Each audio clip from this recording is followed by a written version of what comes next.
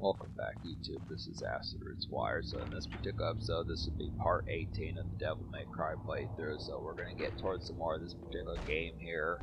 I want to say we're about 11 or 12 missions in, and there is a boss fight in this particular episode. So there's just some more stuff to kind of have happen here. And I realize, yeah, this is kind of somewhat of a puzzle game. I forget about that. It's just kind of the concept. It kind of balances these things pretty well, I'd have to say, within that tone, just looking after it. It's a good concept, kind of have a lot of this. This would have to say. Just enjoying like the gothic ambience of this particular game. Some good stuff. Good type fair, distribute a mixtape the other day, some pitches like that. Just get some good stuff going on the way for my music channel. Standard stuff like that. Just enjoying the night autumn ambience as far as those pitches kind of happen. Even though December doesn't feel as much of like an autumn month, it still technically mostly kind of is. It's just the tone of just some of that. It's still a good game for that particular type season. But I look after it, I want to get some more of these belted out because I am trying to complete this game.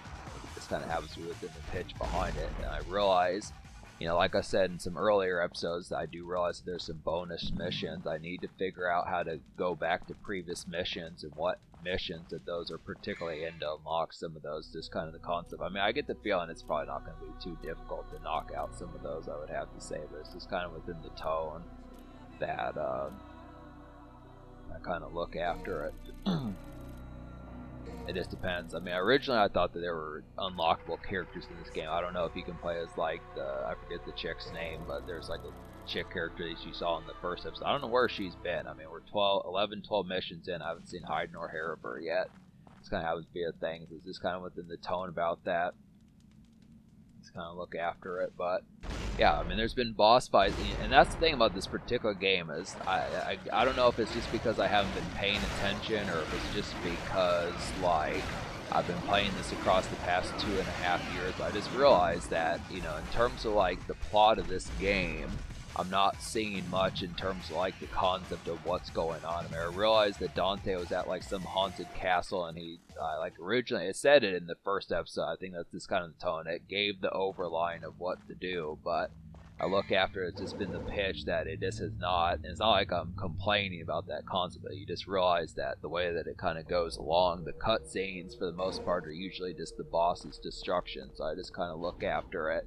As far as like it just kind of it doesn't have I look after the concept of needing like some saying, okay, well, this is how the story's advanced. If I just look after it, just makes me wonder if they wrote books about Devil May Cry. That was a concept back in the 2000s.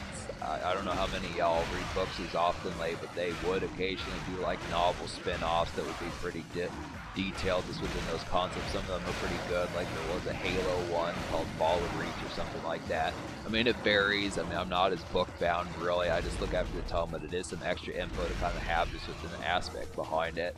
If you do care about extra information in a video game, I mean, nowadays, for the most part, the concept of it is it would be easier just to get a YouTube video. You know, you get like something like Red vs. Blue by Halo, something like that, or you would get something like, you know, like some sort of YouTube blog or skit, something like that. Probably be the easier type format, or even if like the developers of this game were to make a spin-off, they probably should do that. It almost would be interesting. Like I think I said before that they did like a video game series of Castlevania. This would be like a Netflix series of Castlevania. This would be a good concept to get some extra kind of stuff here, even like an anime or something like that, just being able to say just some extra type tones. I mean, they'd probably have to introduce other characters. I want to say like maybe that chick's name in this game is like Trixie or something like that. I don't know. I want to say it starts with a T, something like that.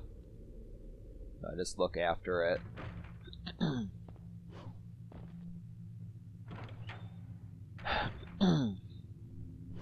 Yeah, there is a boss fight coming up in this particular episode, so we've got some fairs to kind of get to here. But in terms of the music balance side of things, I just have to suppose as far as these pitches as to what's particularly kind of happening here. I mean, yep, there's just going to be continual type music boss kind of get. Every day is finding more stuff as far as those pitches going to happen with it. Just good more mixtape type fare, things like that. Good pitches in between. Just some good nice ones kind of have overall in the scene. It's kind of having to be the concept.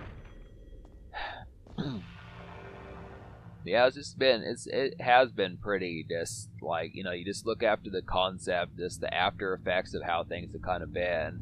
I mean, it's just been more in like a what you see is what you get kind of territory as far as like the content that kind of goes along with YouTube. I realize that. I mean, November is typically kind of a holiday month where the mammoth things for like the Christmas season, some of that type of stuff come out, the holiday music albums, the holiday video games, the holiday movies. I mean, there was like a Dwayne Johnson Christmas movie. It's not like, I mean, obviously, I realize that that's a little bit more vanilla family friendly, but a little bit more vanilla family friendly, but within the tone of just capturing like something that's like the whopping kind of holiday shell shock of the year. I mean, this was one of those games back when it came out. It would seem like I just look after. I don't know. It just feels like and it just makes me quite. I'm trying to think. I think it was Kendrick. I'd probably have to say Kendrick's new album was probably like the holiday rap album to grab for like the holiday season as far as those pitches kind of happen. But I just look after it.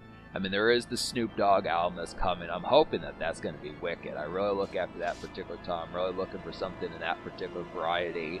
I mean, I've said before, I think Snoop Dogg has a pretty usual track record that's pretty super, but I just look after the tone. It's not every single time, so it's just within the pitch of just questioning.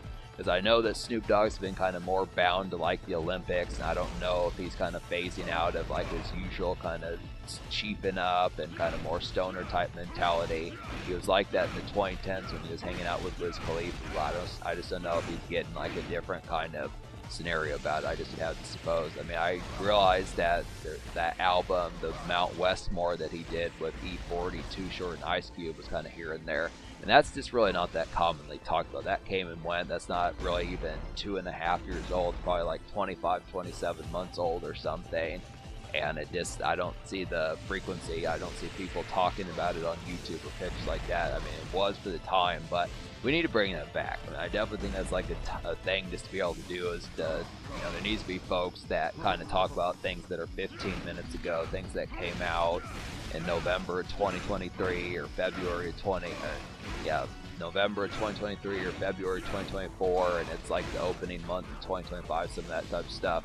It just feels like everything is just out of sight, out of mind. If it's not like today, yesterday, or tomorrow, it's kind of like it doesn't matter. And I just think it's too forgetful. I mean, it needs to be, things need to be more in cogent memory like that.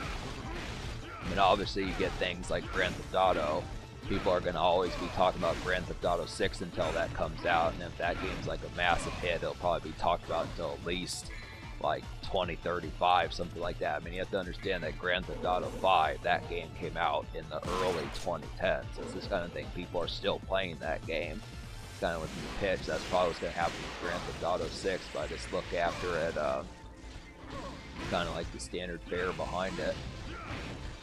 But, so I don't know, I mean, that's just the thing about it, is just talking about like the PS5 and the Xbox Series X. I mean, they are about 5 years old now, or this is like their 5th holiday season, something like that. And I don't know, it's just kind of, I just don't see too many like top 10 lists saying that this is the game that you need to buy the machine for. People need to do that, and they need to say you need to go out and spend $500 for this PS5 game. And it just doesn't feel like most people, it's just kind of like, oh, I have a PS4, Xbox One, and that's still sufficient. And some people still have an Xbox 360 as far as those pitches kind of go. I mean, you can actually still get online and watch YouTube with an Xbox 360, I would think. So that's this kind of concept. That's 20 years old here pretty soon. Kind of happens to be a thing. It's just like, yeah, there just needs to be more people that kind of signify these things that are just kind of like the de facto, like when you get something talking about like Beetlejuice, when people like whoever started that trend is saying like the new Joker movie sucked. We need that sort of fare with like the PS5 where people say this is the best game for the PS5, and those type ones that can make those waves kind of get that into motion, be some nice fare for that. I just feel like the PS it's just been more, and then this generation has just been in more if you know type territory, which just isn't fun. It's just too exclusive, too here and there. Needs to make more commotion. Need more games like this, and Devil May Cry, Grand Theft Auto, Midnight Club, Gran Turismo, Guitar Hero, some of those type games, Resident Evil 4, some of those type fares, just being able to say that they're just ones that are popular consensus and just kind of have the continual kind of just buzz about them that just stretches. That needs to be the tone for it. But yeah, this is mission clear here. So we're getting to a new mission here soon enough as far as this pitch is going to happen. I do think we're a little bit past halfway in this game. Like I was saying, 6 or 7 more missions, something like that, is going to be able to get towards it. And the thing about it is it is kind of like a playthrough where I'm not necessarily knowing just within the tone as far as what to happen here, so I just have to look after it. I mean, the initial moments are going to be more confusion, but as things start to happen, it's going to be figured out, and if I can't figure it out in the next episode, then there'll just be more gameplay until it does. But that's the thing. Subscribe for more fun, folks. Thanks for watching. Have a wonderful night.